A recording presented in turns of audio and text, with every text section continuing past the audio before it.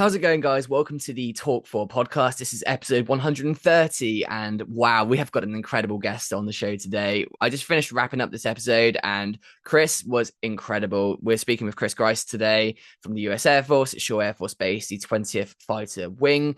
And people like this, these guests who are just absolute showstoppers, are made possible to come on this show by the incredible support of my subscriber base.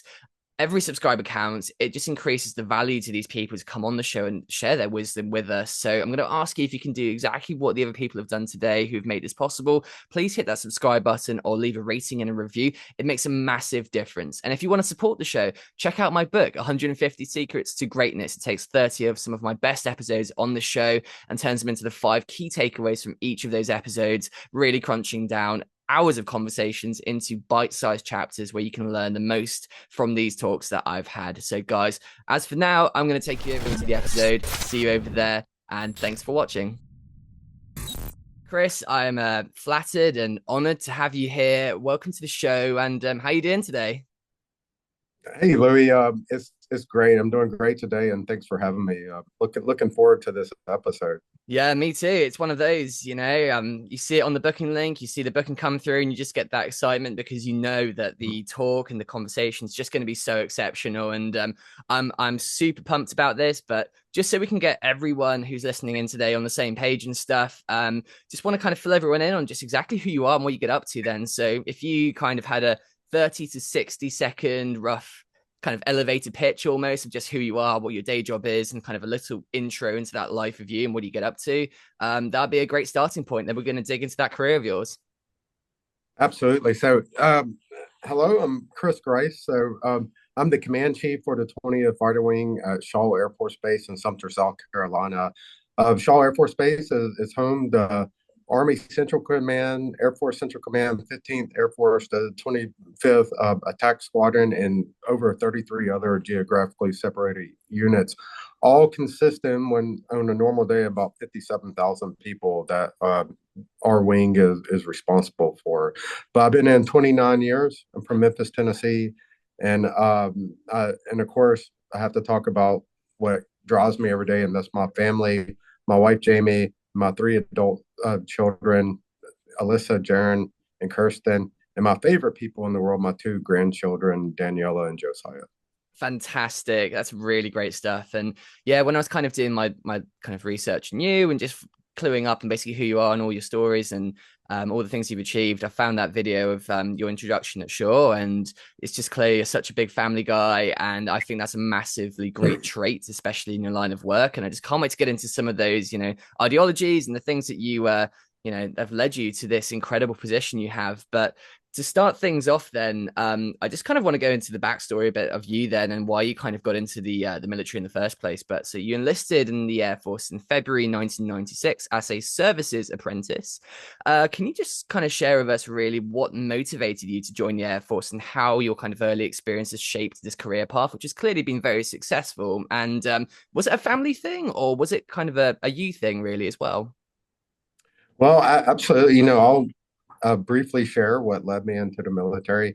It was kind of a little bit of both, but actually, as a young man, I graduated high school and back in 1993, and basically, I became a front end auto mechanic, and I was pretty successful at that. But I got to a point in my young life as an 18, 19, 20-year old that I started kind of going down the wrong road and making some bad choices in my life, and it was not going good at all. So what led me to the military is I grew up during the Desert Storm one, and I was kind of a high school student, and that was kind of one of our first major campaigns that was played out on TV 24 hours a day. So I remember kind of watching that, and that really instilled a sense of patriotism in me and pride in country.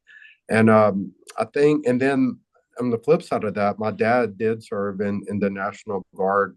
When he was a young man, he did some time in Vietnam. So when I reached that tough spot in my life, I called my father up and I said, I'm going to join the Army. And he said, no, you're going to join the Air Force. So I was like, okay, take me to the recruiter, and kind of off I went. He went to a recruiter, and the rest is history. Mm. Fantastic. I mean, it sounds like, family obviously had a massive impact there. And then going forwards from there, so you got in and, you're going down the bad path. And then you obviously found some purpose and a bit of, some leadership and some of your leaders, obviously, at the start who guided you down that way and mentored you, obviously. But can you kind of talk me through maybe some of those people who shaped that career for you a bit and also what you did when you got in then? So how did it kind of go? And talk me through that kind of I guess the timeline to get us up to where you are now with everything then. Yeah, so definitely. So it's interesting, I did join the Air Force as a services apprentice, but I love telling my Air Force story because I think stories are what makes us who we are as service member or as people or leaders in general. So I like to talk about my career path when I came in because quite frankly when I joined up. Um, I really want to be an auto mechanic when I came in, but I had some hearing. I didn't pass the profile part that would allow me to go to that Air Force Specialty Code as a mechanic. So I kind of came in or was promised something that wasn't. That's a story for another day. But services apprentice is not what ideally I wanted to do as a young airman, but. Uh, I did it. I've raised my right hand to serve the country, and that's the job I had. But that career field, and just so you know, so what that is this basically morale, welfare, and recreation. So all food services, hotels, fitness. We do mortuary affairs and a whole host of other things there. So it's a pretty diverse career field that allows you to do a lot of different things on there. But as a young airman, I always tell people I was the airman that I tell my airmen now not to be.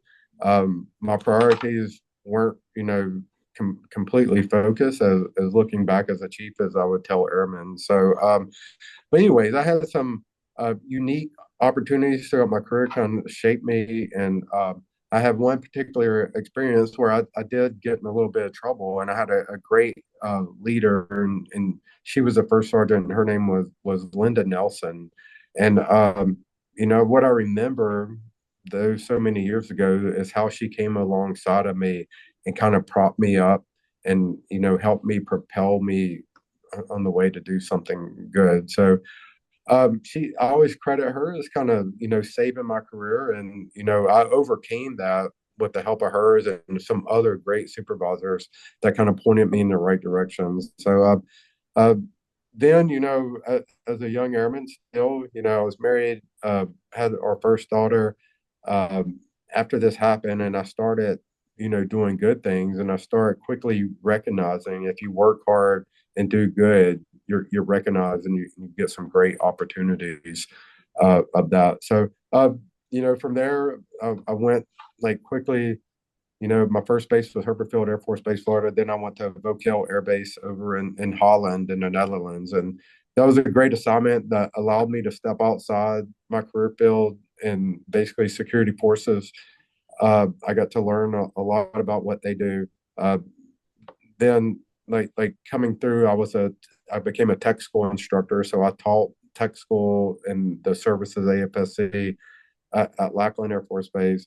Went to Kunsan, Korea, and then I went to Joint Base Emmerdorf Richardson, and then from that point, that was a really career changer for me because I became a first sergeant. So the first sergeant who helped me, I had another great individual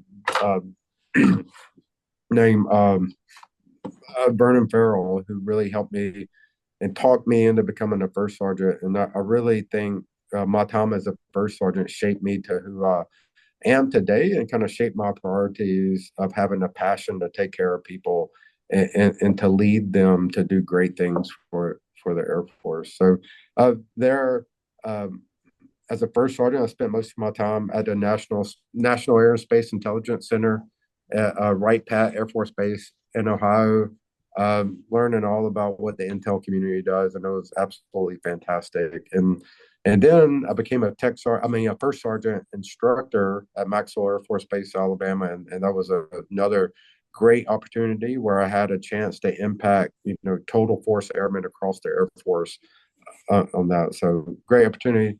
Made chief, went to Eielson Air Force Base where I got to be a part of a team that transformed, one of the smallest bases in PACAF to become one of the largest operational bases with two squadrons of F-35s there. And then from there, I went to Cannon Air Force Base as a mission support group senior enlisted leader, and Cannon was another great opportunity. I had another great leader there, Colonel Todd Randolph. He is truly a great mentor of me, and a truly great leader in our Air Force. So great assignment, lots of great folks down there. And then I became a command chief, which is in my position now. And I got to become the first command chief at the Air Force Operational Test Evaluation Center at Kirtland Air Force Base, and what a great mission AFOTech does, and everything they're responsible for. And then which leads me here today being the command chief for the 20th Fighter Wing. So what I like most about talking about my career is you remember, just because you start somewhere that you might not want to be does not mean that you cannot get to where you want to be on the end. So true. I mean, what a fantastic career. And something that I just want to highlight in that too, actually, is so one of my past guest episodes, one of the most successful kind of people in the military I've spoken to so far was Ramon CZ Colon Lopez, who was a former SEAC, and he was speaking on our episode about how he went down a bad path when he got into the military, and then he had the right mentor who helped him turn the ship around, basically, and he then had this incredible career. And it just got me wondering then, so it sounds like you had a similar experience, but have you had an opportunity yet to kind of almost pay that debt forward a bit? So have you almost been in a situation yet where you've been able to help a young airman who was going down the wrong path so far? And I just wonder, if has it come full circle for you yet, or have you seen anything like that happen so far in your leadership period?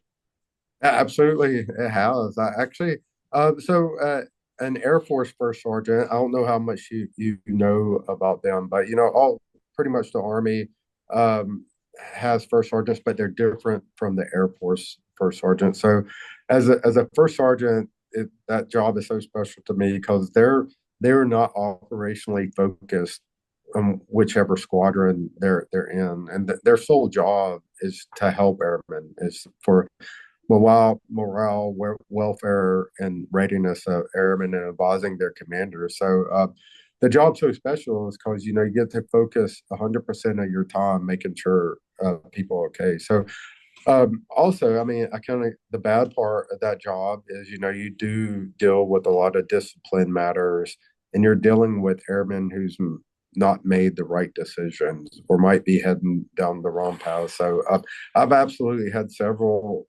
opportunities where I've directly been able to interject myself into airmen's lives and really turn them around and help them, overcome whatever challenges they're having. And that's something I'm really passionate about, and something I still strive to do today, even in my position now. Yeah, totally. I mean, that's what it's all about. Is you get that that guidance and that help and that mentorship, and then you have the opportunity to pay that forward, and that's how it passes on. And those good deeds just it has that snowball effect that I've seen in organizations. And okay, so talking about the job that you're up to now and everything, I just want to kind of get us up to speed on exactly what you guys do then. So command chief of the 20th Fighter Wing, what exactly is it that you guys do then? So what do the operations look like on a day-to-day basis around the base? And I'm from what I've seen, I believe it's a whole load of F-16s that you guys fly, right? Right. So the 20th Fighter Wing is itself, right? We have three fighter squadrons of 79 F-16s. And in fact, we're the largest F-16 base in the U.S. Wow. So we are the largest base. With that, comes with making our wing a very busy wing. At most times, we have two squadrons out the door. Right now, we have one of our squadrons, the 77 Fighter Squadron, the Gamblers, over in the Pacific Theater. We're getting ready. Our 79th Fighter Squadron, the Tigers, they just came off Operation Noble Eagle mission for 6 months, protecting Northcom and doing the presidential mission. And then our 55th Fighter Generation Fighter Squadron is the shooters. We, as a wing, we're actually getting ready to deploy ourselves to the Middle East with them. But like I said, that's just the 20th Fighter Wing, as alluded to when in my opening.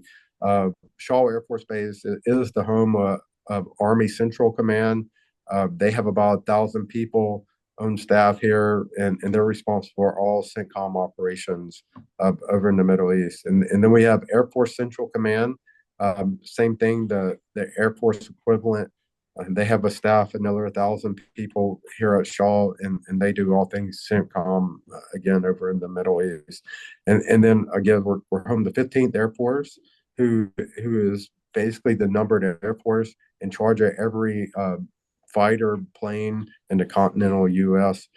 And then we have the 25th Attack Group, who they fly UASs, real world, right here from Shaw Air Force Base, 24 hours, 7 days a week, right here. So, kind of my message to the audience is like Shaw is a really busy place to be, and we have a big mission. We're responsible for supporting a lot of big mission partners.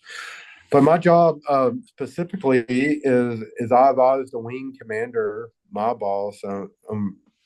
Pretty much morale, welfare, and readiness of the enlisted troops. But really, everybody knows command chiefs do a lot more than that under an umbrella.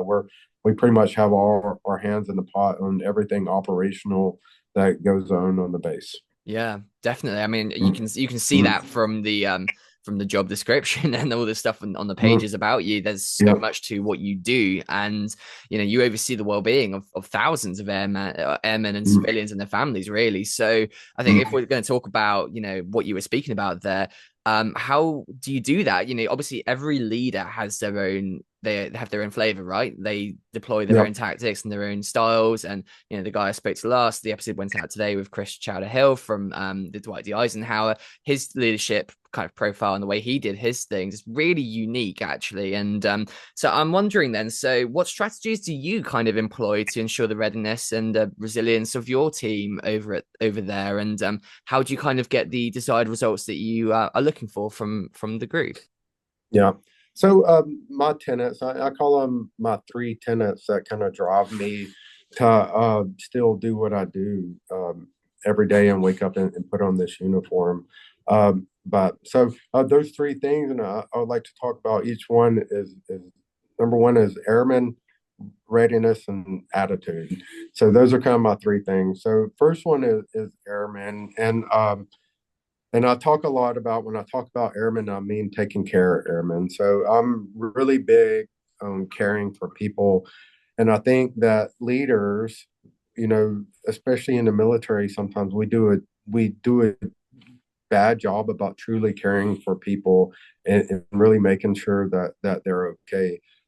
We can be go, go, go, but we don't do the things to take a step back, to take a knee, to really get to know people and know what's on their minds, know what's bothering them, and know how to fix it. And I think that all leaders can do better about caring for their people under them. And I think you have to be actionable in that. And that's the one thing that I try to do different. So, we talk about getting out from behind your desk and walk around and see your people and talk to them. So that's what I'm really big on. And what I'm also really big on is just not saying it, but actually doing it and getting out and talking to people and hearing their problems and then taking that for action and going out and fixing stuff.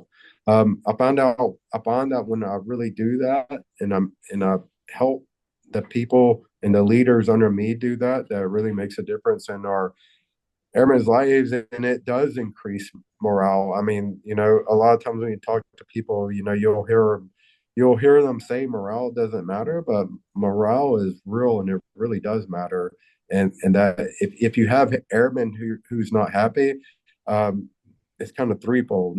Number one, they're they're not going to like coming to work at the end of the day.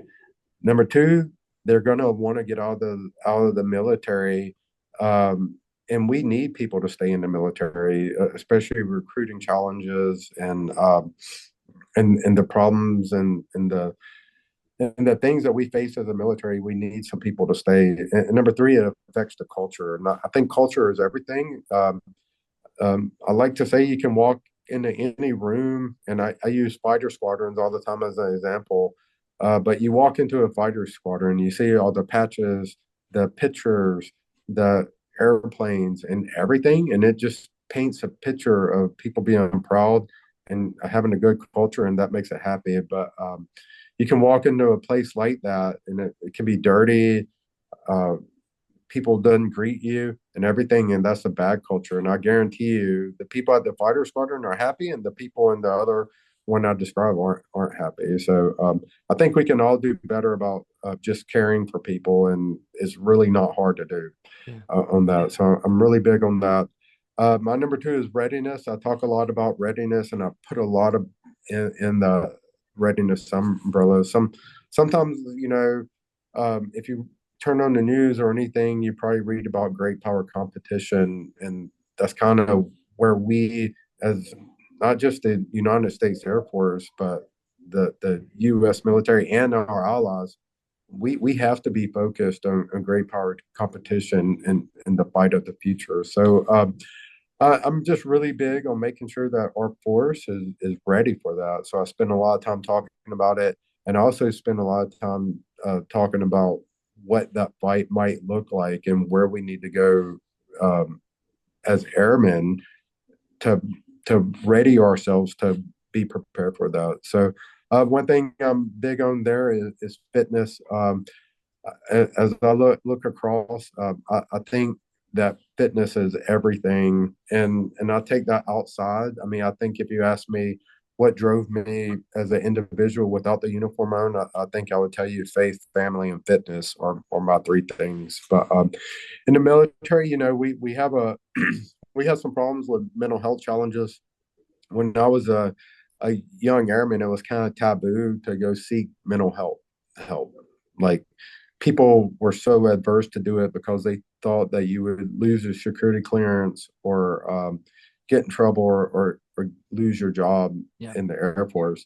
Well, now we have actually did a tremendous job over the last 20 years of making sure that our young, all ages of airmen know that it's okay to go take care of your mental health when you need it.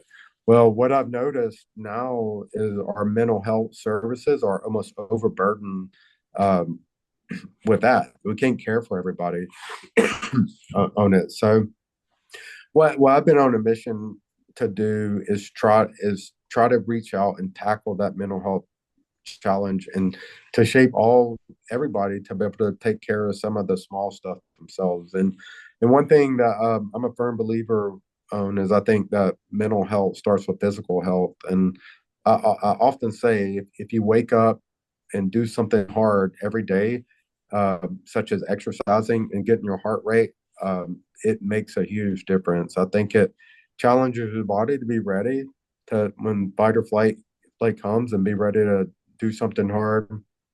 It makes you look better, feel better about yourself, which is important, and it just makes you feel better. So, uh, and the most important thing is this going to make you ready to do whatever your body needs to do if called on in time of conflict. So that, and then my last is attitude, and that's positive attitude. I think attitude is everything, and in the world we live in with social media, like, there's a lot of negativity out there. Mm. And you know I often say that, when you see a negative person, they just bring the whole room down. But if you're a room full of positive people, then that's a difference maker. So I'm always no matter what, I try to smile, and I try to stay positive, and I try to encourage other folks to stay positive. Yeah.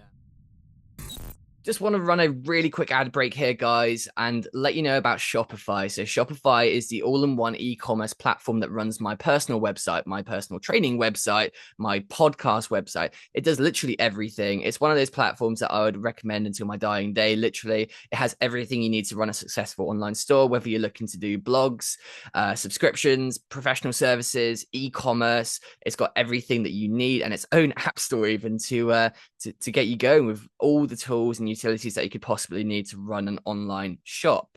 And as an affiliate of Shopify, Talk4 has a special code for you that's going to get you the first 3 months of running an online store for just £1.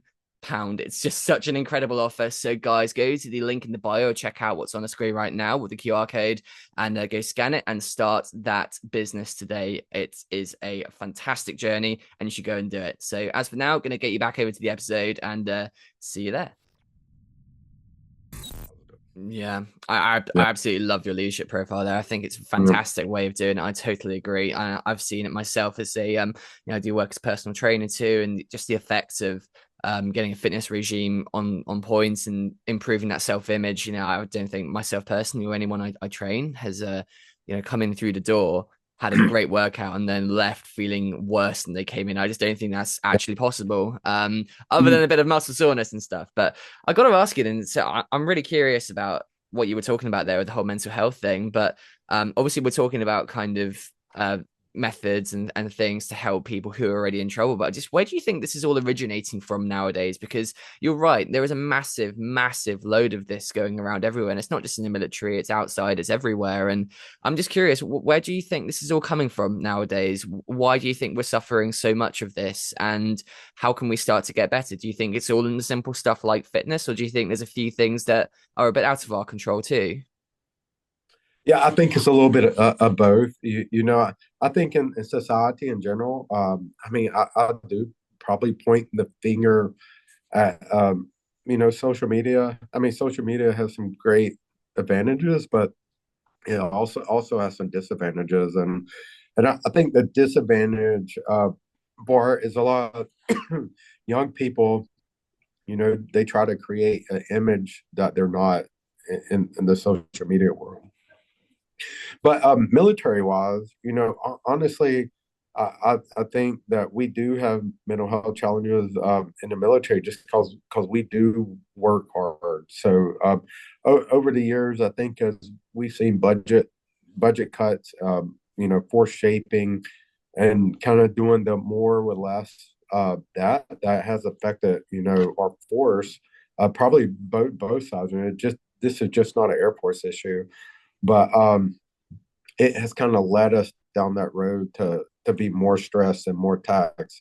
And then when you throw in things like toxic leadership or not taking care of your airmen or just working them to death without caring for them, then I think that's what really shapes us up for the mental health challenges that we're seeing today. I agree totally. I think so. One of the other things I want to touch on here as well is, as I mentioned, I do some personal training work, and I love all things fitness. I've got a large career in professional tennis as well that I had when I started. Picked up the racket for the first time at 4, and I did all sorts of stuff on the pro circuit in tennis and did really well with it. So I love fitness and I love gym and sport. And so I've got to ask you then. What kind of stuff do you recommend? What do you guys like to do over at Shaw? What do you like to do? And is it all press ups and pull ups, or is there something a bit more techie and advanced going on behind the scenes there? Yeah, so each unit. So I'll start with me. So me personally, I'm an 18-year CrossFitter.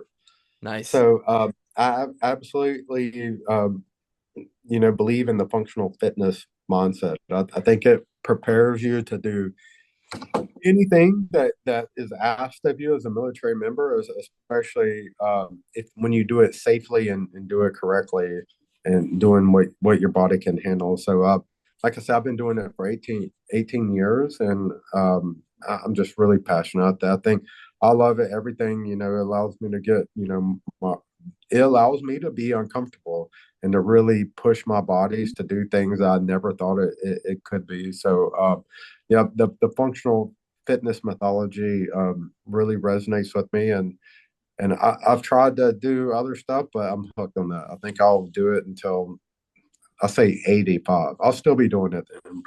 Yeah. But it also allows me to, try new things and play new sports and do other stuff. But so I just always encourage people to find something that you like, but I always tell people uh, pick up something heavy and lift weights. I think it's been really shown that strength training is a must, for longevity, and they'll allow us to continue to do the things that we want to do.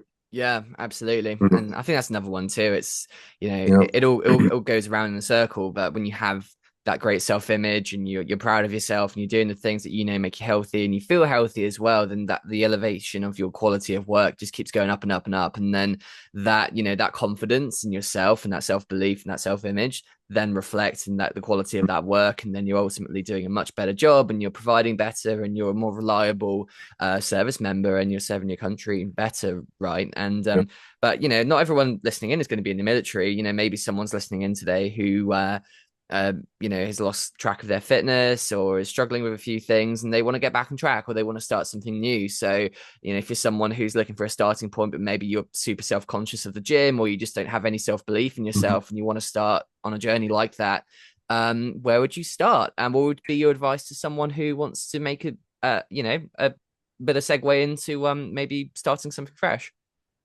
Yeah, absolutely. I mean, my first advice to anything on that though is I would say, hey, really look at your diet, and they say, and it's true. Like 80% of who we are is who we eat, is what we eat.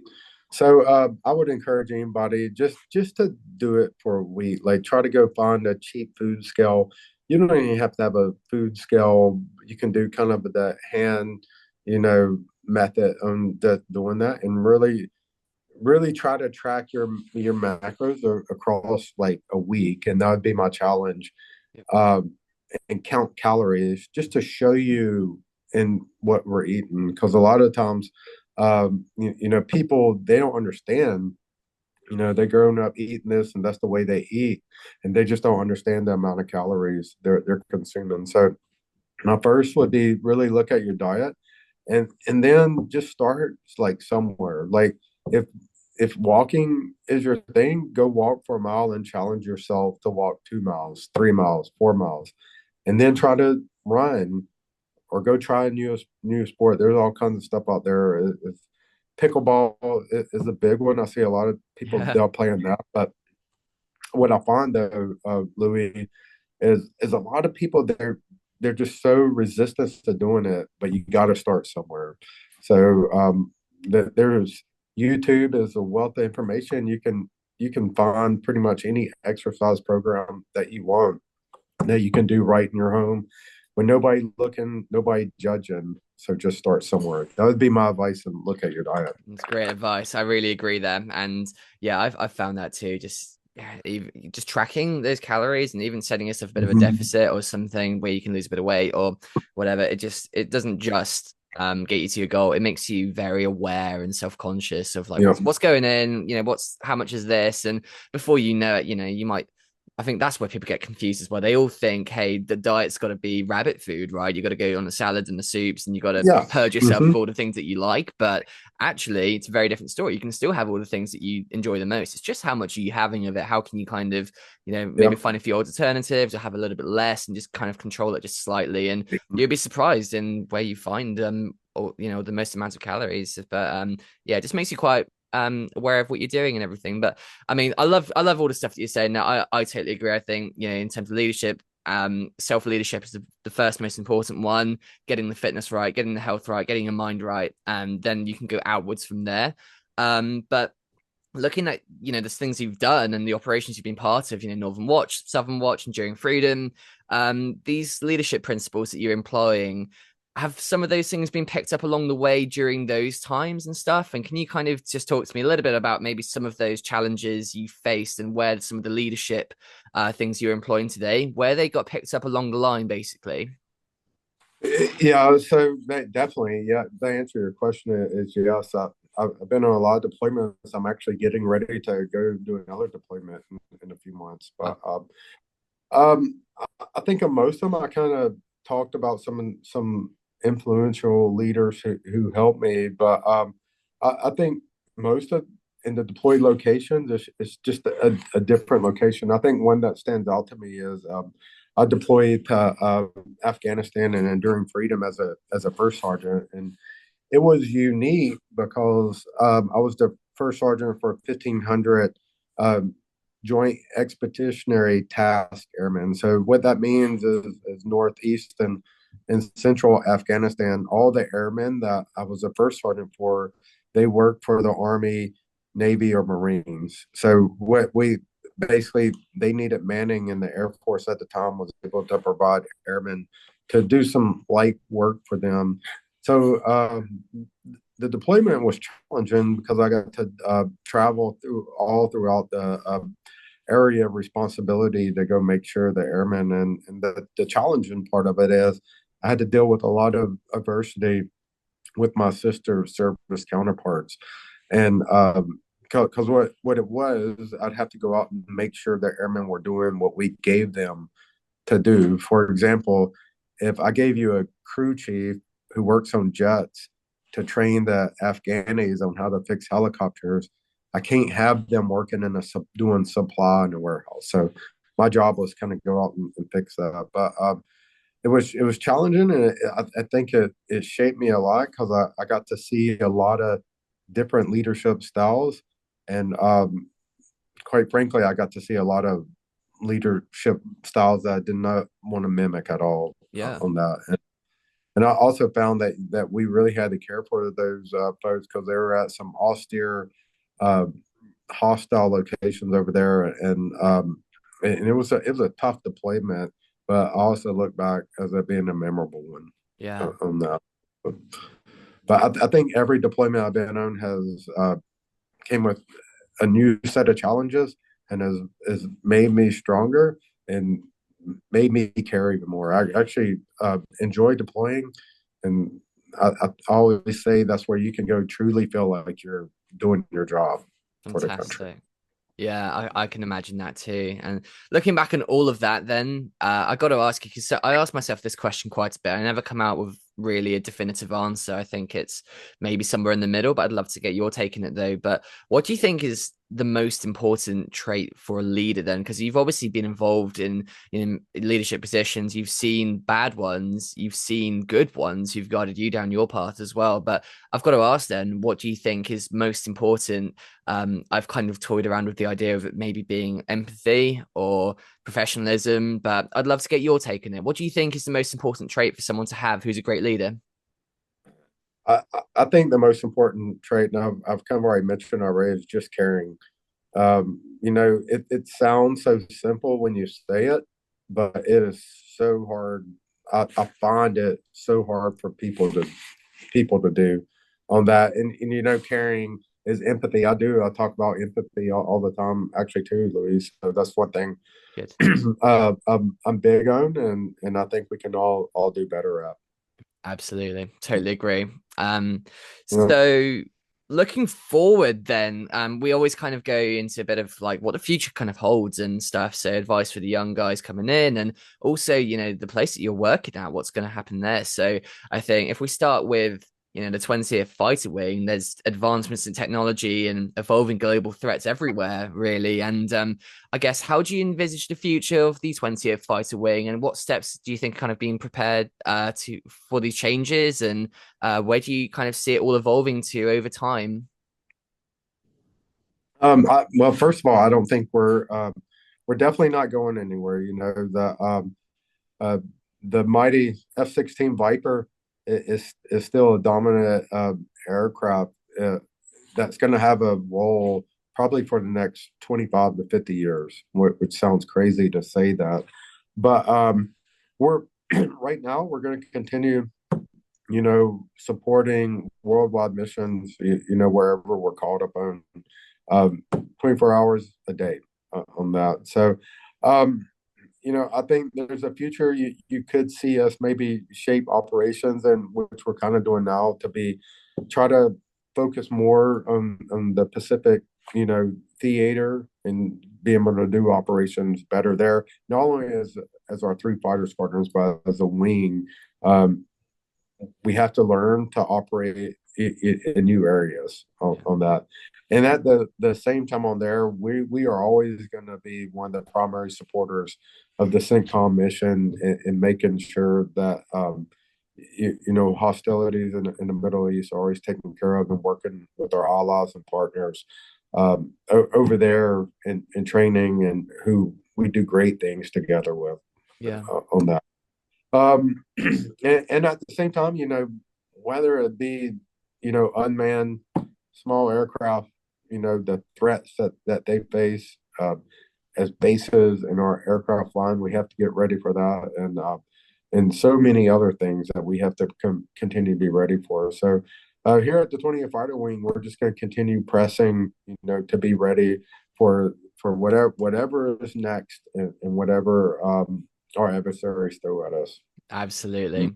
I totally agree. And I Yep. think the last thing that we should get into here then really is obviously we can talk about the advancements in technology and where the wing is going and stuff, but the thing that keeps all the gears moving is the people and stuff. So Mhm. the individuals coming in, considering a career in the Air Force, especially those aspiring to a leadership position, what's your kind of advice to them?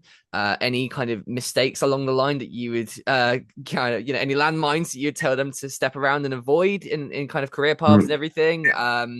Yeah, just any general advice and guidance for the next you, I guess.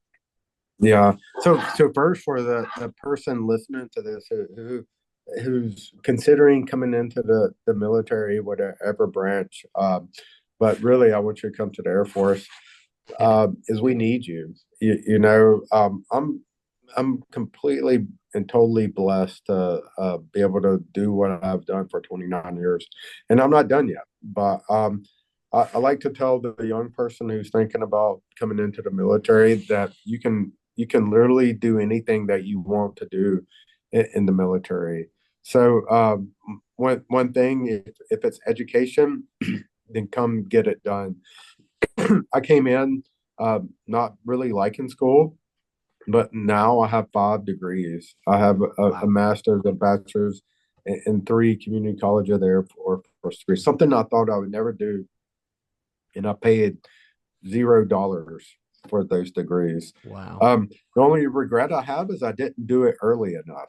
So, like, really, you can come into the Air Force and you can literally have a bachelor's degree in 4 years' time if you just put your head down and work, and it will be totally free. And the other message, especially to young airmen or whatever other services, I'm sure have similar programs, but hey, take advantage of the stuff that the military offers you.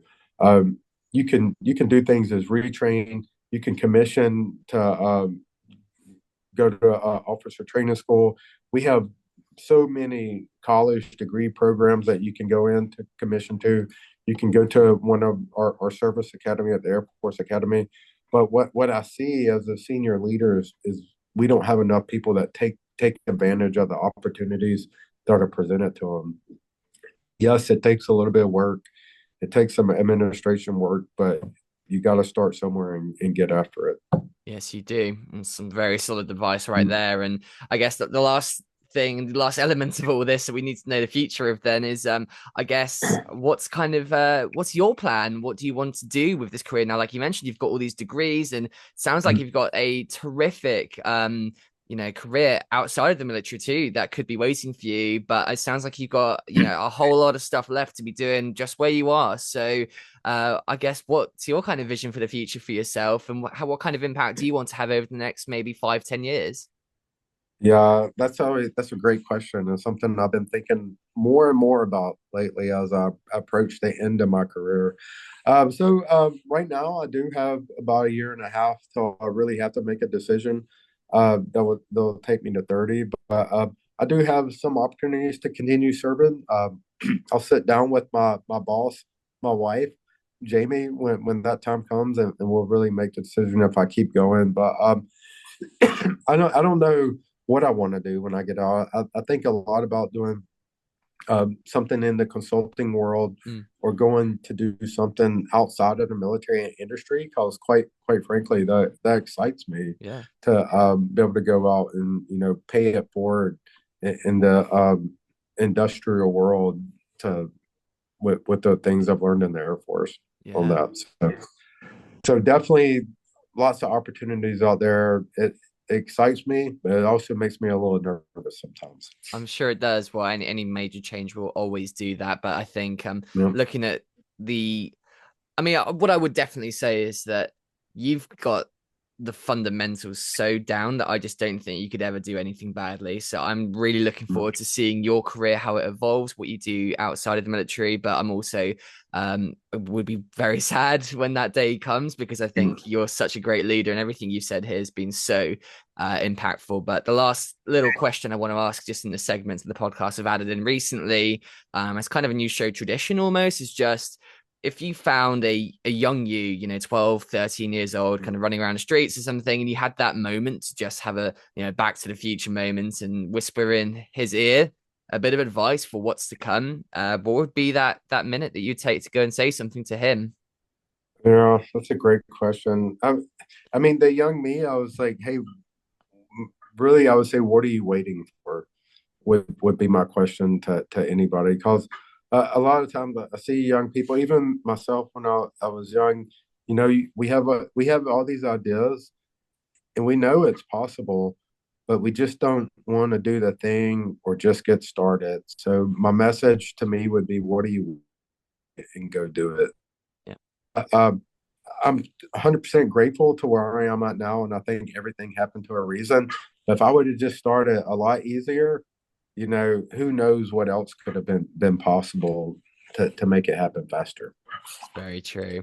Well, on that note, then I think this is a great place to obviously direct people to where they can find more about you, but also a bit about recruitment if they've listened to this and they're thinking, hey, this is actually sounds like something for me and I want to investigate this a bit further. But we've got through those 4 questions and it's time for what is the traditional shameless plug moment at the end of the episode always. So Chris, feel free to take that minute and promote anything that you're working on, you want people to take a look at, or just something that you believe in. And that could be multiple things too. That could be your social media, Air Force stuff, or like I said, just something that maybe you think people should read, anything. Yeah. So on that, what I really been working on is just making sure that we are getting the whole recruitment process done, and that we kind of have a challenge in the Air Force the past few years, even though we're better now with recruiting. So I'm always excited to talk to anybody or do anything just to recruit and talk about the Air Force and why it's important, and why we need young people. I also like to always emphasize, you don't have to come do 29 years like me right now, even though some people will, but we need people who just come in for 4 to 6 years. But in that time, you can get a lot of stuff done. And I kind of said education, and I really do wholeheartedly believe that military service makes us all better people uh, on that. And then lastly, so that's kind of the passion of mine. Besides fitness, I can talk about fitness all day. Again, I'm a big proponent of it, and I really think that it makes us all better people to be physically fit. Yeah. But so my socials, hey, I'm anybody can always reach out to me. I'm on LinkedIn, um, Facebook, Instagram. I think Griste is kind of my handle. If you search, you can find me. But you can private message me.